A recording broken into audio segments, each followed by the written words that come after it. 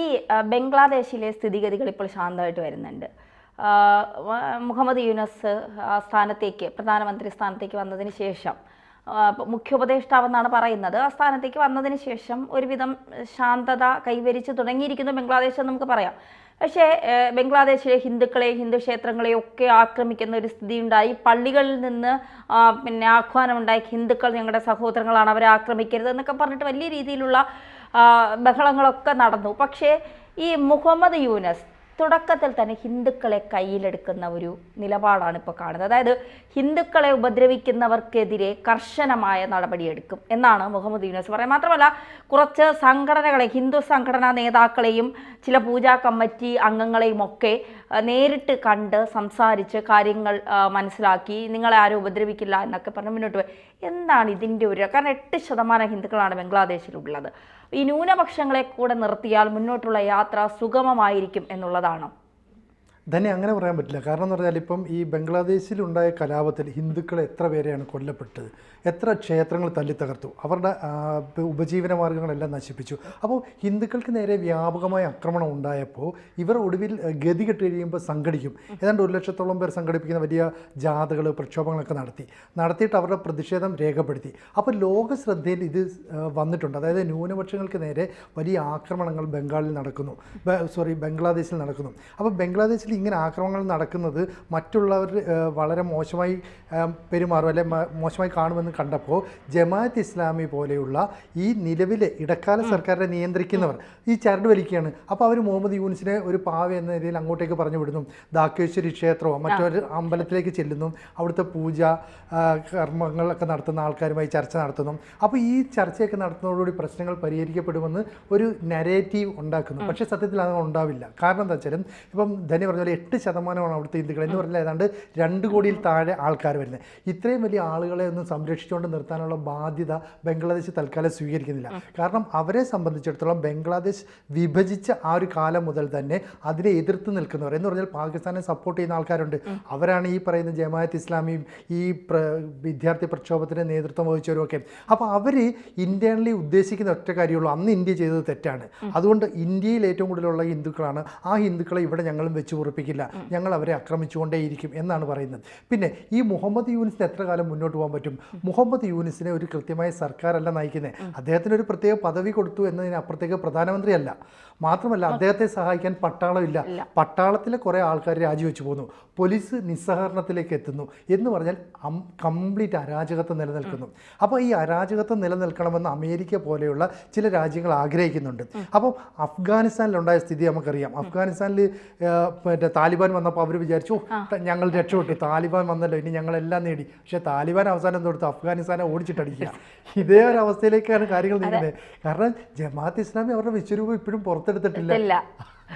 പക്ഷെ ഇന്ത്യ ആക്രമിക്കാനുള്ള ഒരു സാധ്യത എവിടെയോ ഇരുന്ന് ആരൊക്കെയോ ഈ ബംഗ്ലാദേശിനെ കൂടി, കാരണം ചൈനയും പാകിസ്ഥാനും ബംഗ്ലാദേശും ഇത് മൂന്നും കൂടി ഒരുമിച്ച് ഇന്ത്യക്കെതിരെ തിരിഞ്ഞാൽ ഇന്ത്യയുടെ അവസ്ഥ വളരെ പരിതാപകരമായിരിക്കും. കാരണം 3 സൈഡിൽ നിന്നും കൂടെ അടി വരുമ്പോൾ അതിനെങ്ങനെ പ്രതിരോധിക്കണം എന്നുള്ളൊരു ഭയം ഇന്ത്യക്ക് എന്തായാലും ഉണ്ടാകും. നമ്മുടെ സൈനിക ശക്തിയൊക്കെ വളരെ വലുതാണെങ്കിൽ പോലും ഇപ്പോൾ ഷെയ്ഖ് ഹസീന തന്നെ പറഞ്ഞിട്ടുണ്ട്, അക്രമത്തിൽ കൊല്ലപ്പെട്ടവർക്ക് നീതി വേണം.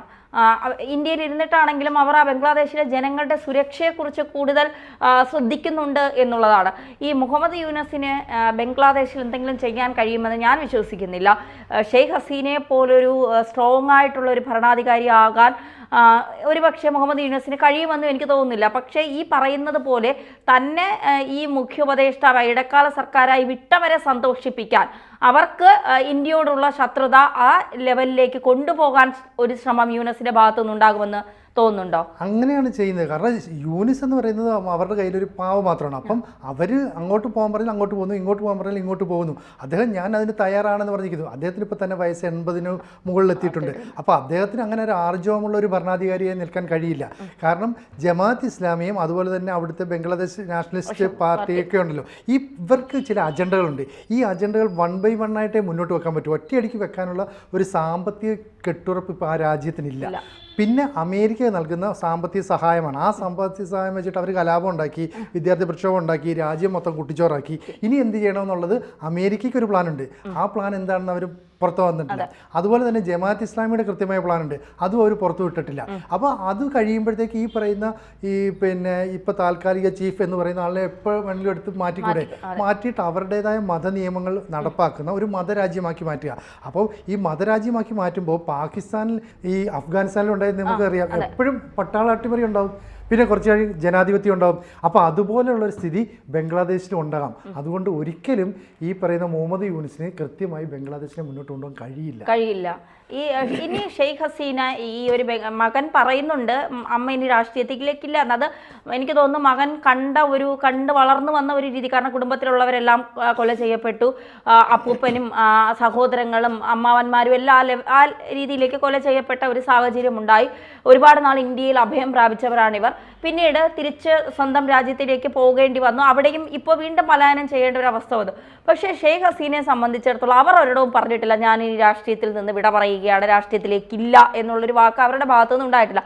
തീർച്ചയായിട്ടും ഇപ്പോൾ ഈ അവർക്കെതിരെ തിരിഞ്ഞിരിക്കുന്നവർ അവരെ മാലയിട്ട്, ഈ ഹിന്ദുക്കൾ ഉൾപ്പെടെയുള്ളവർ ഒന്നിച്ച് ചേർന്നുകൊണ്ട് വീണ്ടും ബംഗ്ലാദേശിലേക്ക് അവരെത്തുമ്പോൾ അവരെ മാലയിട്ട് സ്വീകരിച്ചുകൊണ്ട് വീണ്ടും ഒരു പ്രധാനമന്ത്രി പദത്തിലേക്ക് ഷെയ്ഖ് ഹസീന എത്താനുള്ള സാധ്യത നിലനിൽക്കുന്നുണ്ട് എന്നുള്ളത് വാസ്തവം തന്നെയാണ്. കാരണം ഇവിടെ കാര്യങ്ങൾ ഷെയ്ഖ് ഹസീന ഇവിടെ എത്തിയാലും കാര്യങ്ങൾ ഒരുപക്ഷെ നിയന്ത്രിക്കുന്നതും അല്ലെങ്കിൽ തന്ത്രങ്ങൾ മെനയുന്നതും മോദിയും അജിത് ഡോവലും അമിത്ഷായും ഉൾപ്പെടെയുള്ള കുറേ ബുദ്ധിമാന്മാരാണ്. അവർ പറഞ്ഞു കൊടുക്കുന്നതനുസരിച്ച് ഇപ്പോൾ തന്നെ നേരത്തെ നമ്മുടെ ഒരു ചർച്ചയിൽ പറഞ്ഞതുപോലെ പ്രധാനമന്ത്രി നരേന്ദ്രമോദി സത്യപ്രതിജ്ഞ ചെയ്തതിന് ശേഷം വീണ്ടും ഷെയ്ഖ് ഹസീന ഒരിക്കൽ കൂടി ഇന്ത്യയിലേക്ക് വന്നത് ഈ പട്ടാള അട്ടിമറി നേരത്തെ തന്നെ ഇത് ഈ നരേന്ദ്രമോദി സർക്കാരിലെ പല ബുദ്ധിരാക്ഷസന്മാരും മുൻകൂട്ടി കണ്ടിട്ടായിരിക്കണം വിളിച്ച് അതിനൊരു മുന്നറിയിപ്പ് നൽകിയത്.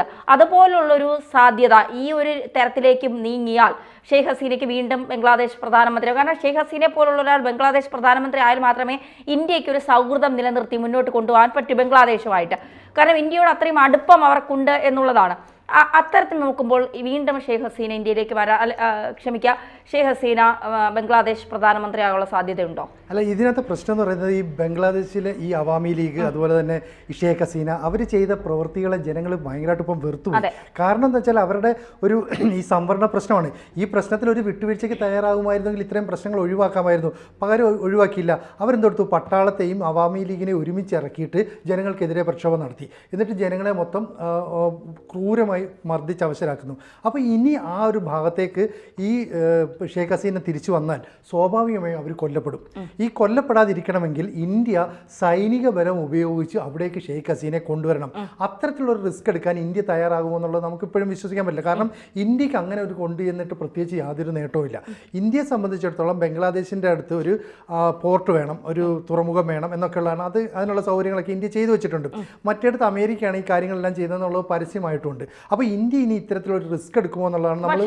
അങ്ങനെ റിസ്ക് എടുക്കാതിരിക്കും. ഇന്ത്യയുടെ ഒരു സൗഹൃദ രാജ്യമല്ലേ.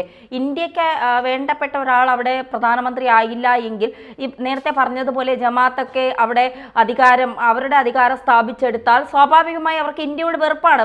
പാകിസ്ഥാനോട് അടുപ്പവും ഇന്ത്യയോട് വെറുപ്പുമുള്ളവരാണ്. അങ്ങനെ ആകുമ്പോൾ ഒരു സൗഹൃദ രാജ്യം ഇന്ത്യക്ക് നഷ്ടപ്പെടും.